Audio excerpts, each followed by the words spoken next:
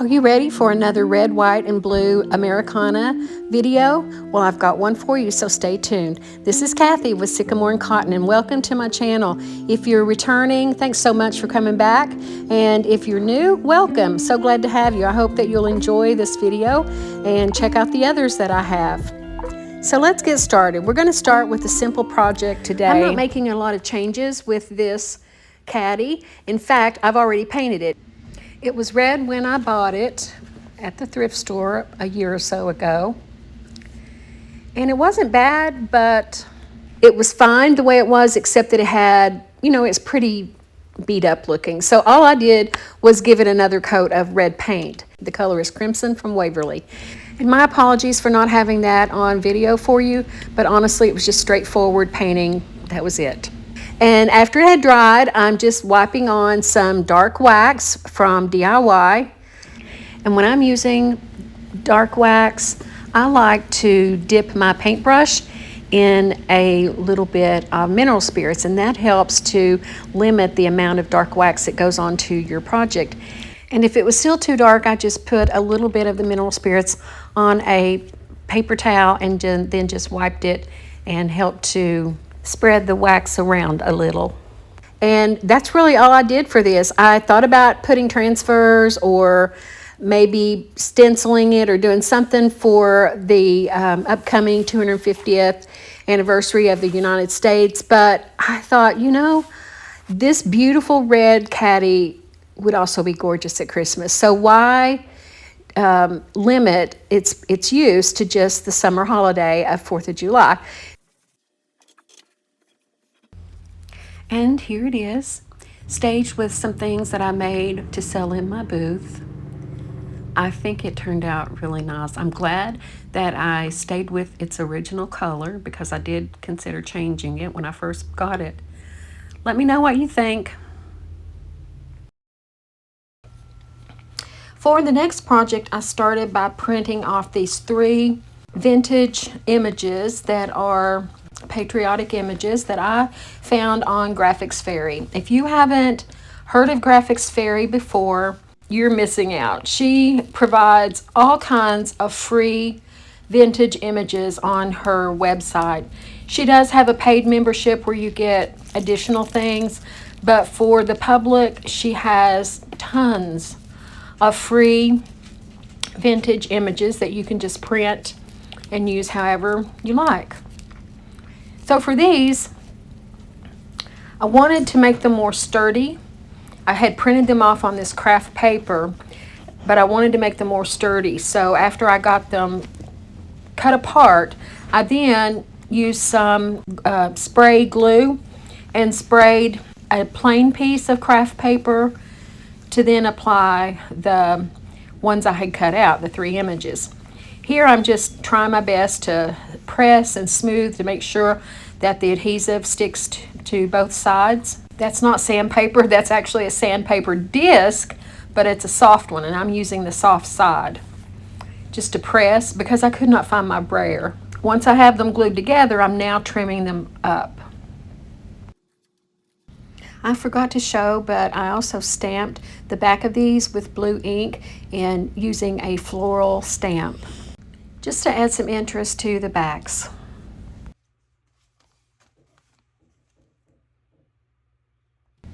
Next, I'm using Waverly's antiquing wax to just go along the sides and the edges of these postcards. Essentially, that's kind of what they're supposed to be, I guess, is postcards or photographs from back in the day.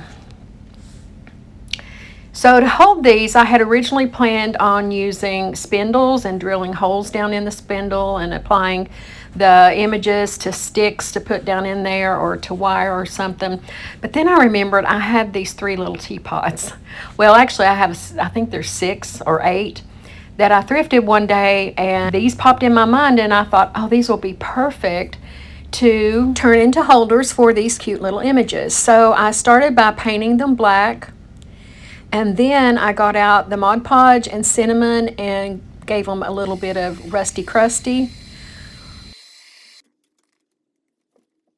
Wasn't sure about that. I then also remembered, let's make them gold. So I got the rub and buff out and started using it as well.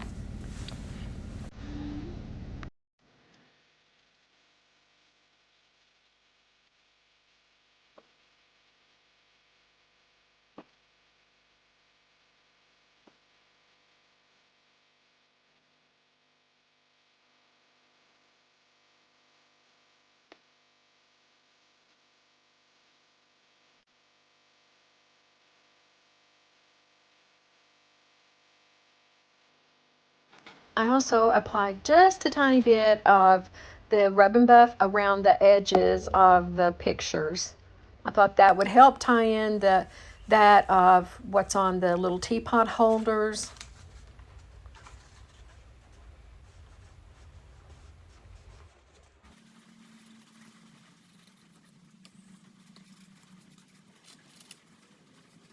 And here they are. I am so pleased with how they turned out. And I'm really glad that I used these little cups or teapots instead of the spindles, which would have been cute. But I'm glad to have found a use for the teapots.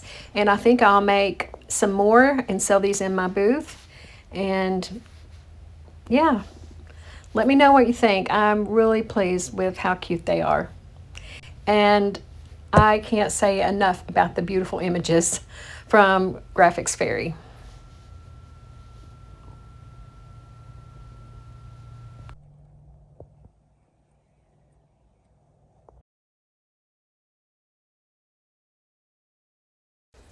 I'm really excited to show you this next project, which is making over this chair, which is one of a set of 4 that my niece had given me when they got new chairs for their dining table. So I started by, of course, cleaning it. And here I'm going over all the parts with some sandpaper. I think it's a 180 grit sandpaper. It had been painted in a gloss finish, and I wanted to make sure that my paint would adhere well. I took it outside and gave it a good coat of Rust-Oleum navy blue. I did this to save on the amount of hand painting that I would do with the DIY chalk paint. And it really did help. I only needed to go over it with 1 coat of the DIY rather than probably 2, if not 3 in some places. Once that dried, I took it back inside and then started painting it with the navy blue paint. I did put a strip of tape going across the seat, as you can see here, and that was to leave a nice line because I'm turning this into a Patriotic piece, and I'm going to be painting the remaining parts of the chair seat in red and white stripes. And you can see the difference between the 2 colors of paint. That navy that I'm using is much darker than the navy that sprayed on. That navy that sprayed on would have been darker with the second coat of it, but and I think it would have worked out fine, but I wanted to use this darker DIY paint because I like the finish of that better than a spray paint. So now I have all of the navy parts painted, and I'm going to work on the chair seat now. And I'm giving it 2 coats of plaster chalk paint by Waverly.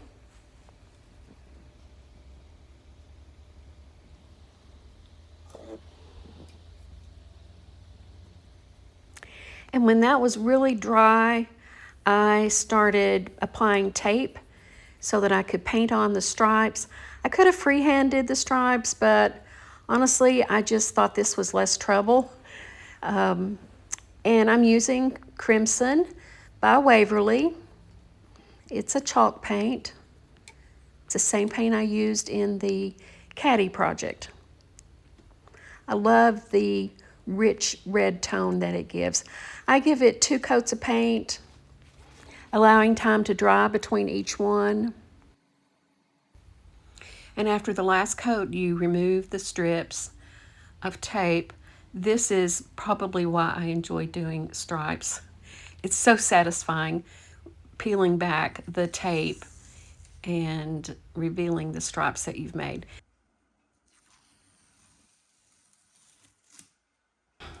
As I mentioned, you want to Make sure that you peel the tape off while the paint is still wet. You can wait a few minutes, but you don't want it completely dry because more than likely you're going to peel paint up with it if you wait too long.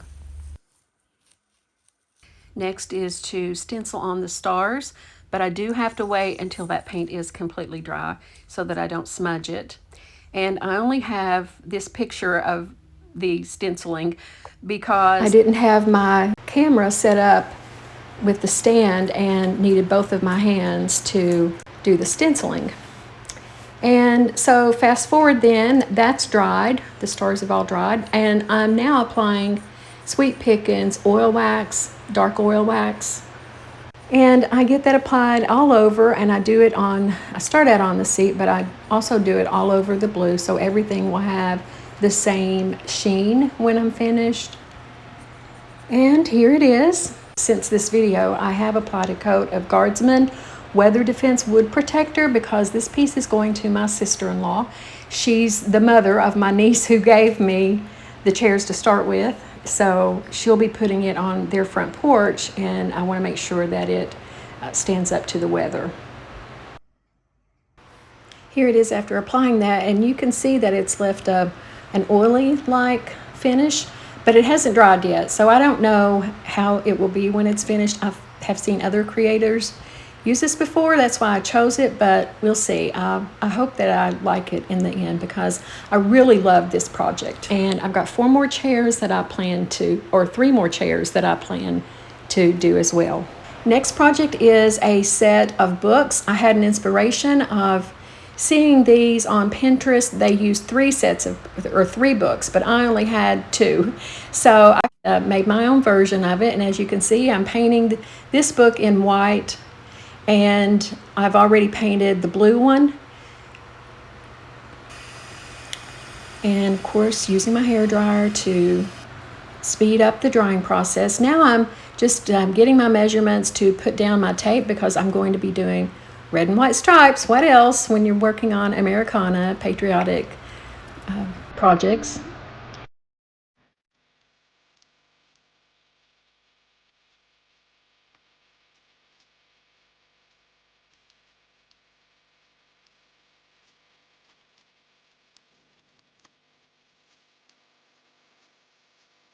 Once the tape is down, I pull out my red paint, again using the color Crimson from Waverly, and start painting on the stripes. Just go over the whole thing, being careful to not let it get on to the book pages or anything like that.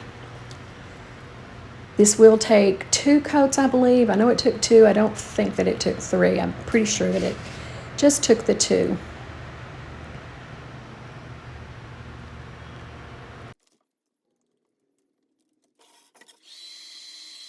Using my hairdryer again to speed things along. I don't know what we crafters would do without our hair dryers or heating tools, whichever it is that we use. Here I am now removing the tape, and as you can see, I did have some bleed through. That's because I did not press down along the edges of the tape as I normally would, because I was afraid that I would pull up the white paint. And so I just dealt with the bleed over just by taking my small paintbrush and going right back over the places where it bled through. And again, this is going to be rustic, so it doesn't have to be perfect. But those bleed throughs were a bit too much.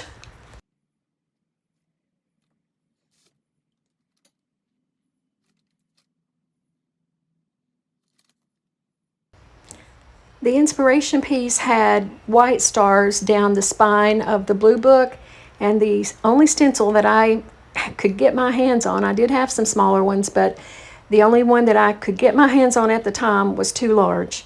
So I went ahead and glued the 2 books together. This is not something that you have to do, but because I did not finish the bottom of the striped book, I definitely did not want that coming apart at some point. And besides, these 2 books, I mean, they're for display, they're for decoration. No one's going to be pulling them out and reading them. But so I used some Titebond glue and get that on there really well. Then I just start sanding back some of the work that I've done of painting all that on to look nice. And just lightly, because I did not want to remove a lot of the paint. I just wanted it to be just a little bit of a rustic look. And I should have done this before I glued the two books together. I work backwards sometimes, so just bear with me.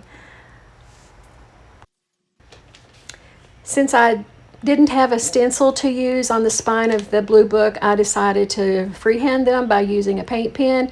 Again, I'm working backwards, but it all turns out okay.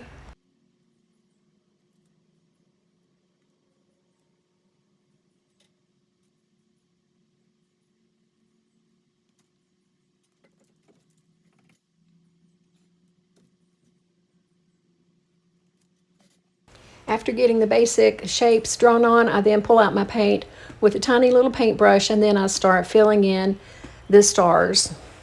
It's a little tedious, but remembering that this does not have to be perfect, I didn't stress too much about it, and obviously there weren't very many to do, so within just a few minutes I was finished with that.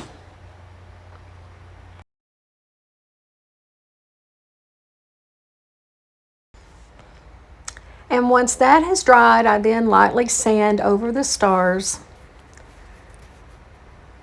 and around the edges some more of the book stack. And then I'm ready to apply a coat of the Sweet Pickins dark oil wax. I put it on all edges, all sides of the book, including the pages, the edges of the pages, because even though the striped book has really nice color and a little bit of an age color and deckled edges, the blue book has practically brand new. It looks brand new. The pages are white, they're in perfect condition, so they have to be aged. So I just add some of the oil wax to the edges of the pages as well to kind of make those look more cohesive and age up the navy blue book. I let that sit for about 10 or 15 minutes so that it would absorb well, and then I start wiping it off, being careful not to touch with my bare hands. That's why I'm using that napkin to hold on to it, because it leaves fingerprints when you touch, and they're hard to remove if you're able to get them off at all. So be really careful when you're using this product. I had wrapped some twine around it to hold the books together, or well, they were glued, but to make them look like they were held together. And here I'm just tying on some greenery pieces.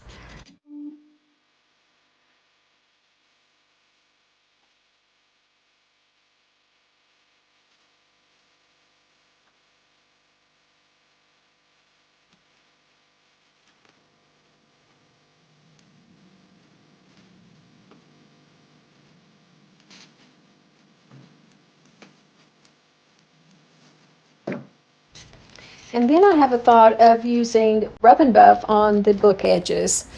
One, I thought if I used it on both, it would make them more cohesive. And two, it adds more dimension, more texture, more layers, and more interest. And one last thing that I did to add more interest was to take out two wooden hang tags. I painted them navy blue, and then I used my white paint pen, to write on them USA on one and 1776 on the other. Then I sanded them just a little tiny bit and then applied the Sweet Pickins dark wax. I then tied them onto the twine that I had wrapped the books with. And here it is, and I truly could not be any more happy with it. I think it turned out really nice. I love what the gilding wax or the Rub and Buff did on the edges. I think the little hang tags were nice and sweet. I just like this so much. Here's the inspiration piece that I saw on Pinterest. To be honest, I think I like mine better, which goes to show that you don't have to make things exactly as you see them. We're not meant to do that. We're not meant to copy off of each other. We're meant to inspire each other and be inspired. So I hope that you've gotten some inspiration from me today. I think this book stack pairs really well with the little teapots and the pictures that I downloaded from Graphics Fairy. Let me know what you all think.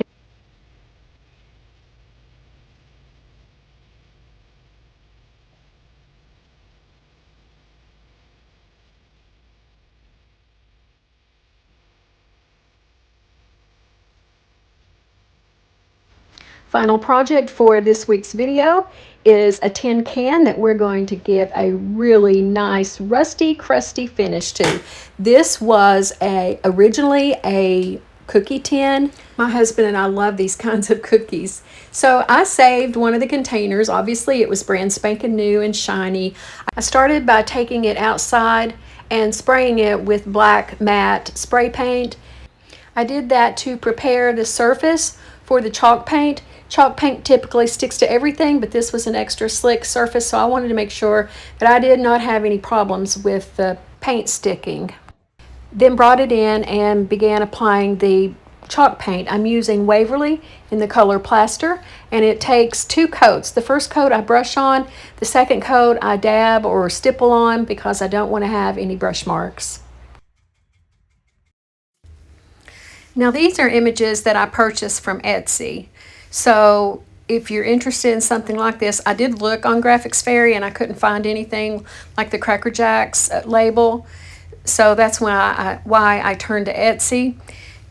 There were several Etsy shops on there who have these available or something very similar. So once I cut them out, I wadded them up, and I might not have needed to do that necessarily, but I did because I thought, you know, this is going to be rusty, crusty, and old, so why not throw some wrinkles in there? Even though I'm planning to decoupage, and decoupage usually leaves wrinkles anyway. So that's a step I could have left out. Now I'm painting the lid blue, and I don't know why it didn't dawn on me to do that in the beginning, but it doesn't matter because I catch it. I could have done red, but there's more red in the 2 images that I'm using, so I thought I'd pull out the blue. And I like how it turned out. Red would have been just as fine.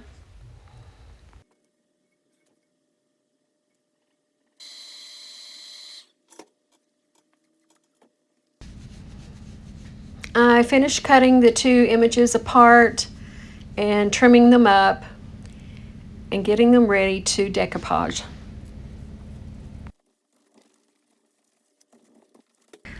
I make sure that I have the front of the can and the seam of the can is in the back. I place the image where I want it, and then I start applying the decoupage medium, which I'm using Mod Podge. And I apply it to the bottom half, then the top half, making sure that I have really good adhesion, and then I go over the top with the Mod Podge. I do the same thing with the second label going on the back.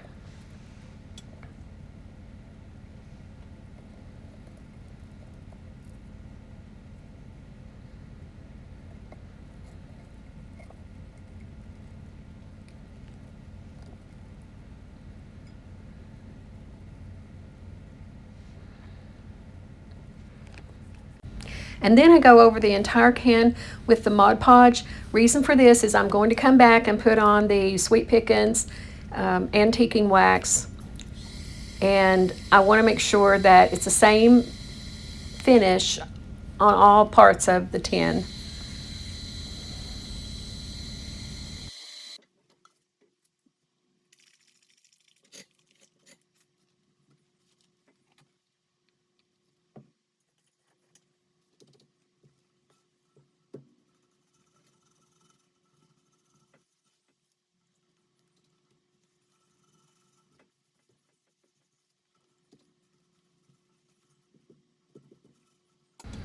After letting it sit and absorb into the paint for about 10 minutes, I then use a shop cloth to remove the excess oil wax.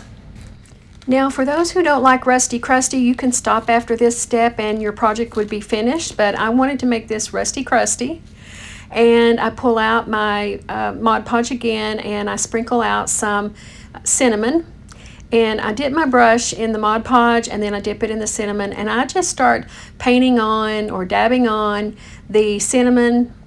Now it looks kind of funky when you first start doing this because the Mod Podge looks like glue. It's, you know, it's white, and mixed with the cinnamon it looks kind of strange, but it does dry clear, and so you end up getting just the cinnamon. And the Mod Podge, of course, being like a glue, it holds the cinnamon in place.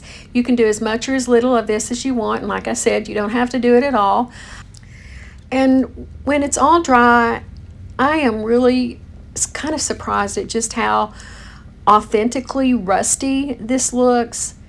If this is not something that you've tried before, give it a try. It's really lots of fun. So here are the front and back, and then here it is in my booth at the Emporium at 2120. And I've also listed it in my Etsy shop. And that's it for this week's video. Thanks so much for watching and sticking with me through this. I hope that you enjoyed it and found inspiration. Please, if you did, like, comment, subscribe, share, all the things. Those things help creatives and like myself be able to grow our business and reach more people. So thank you again, and I'll see you next time.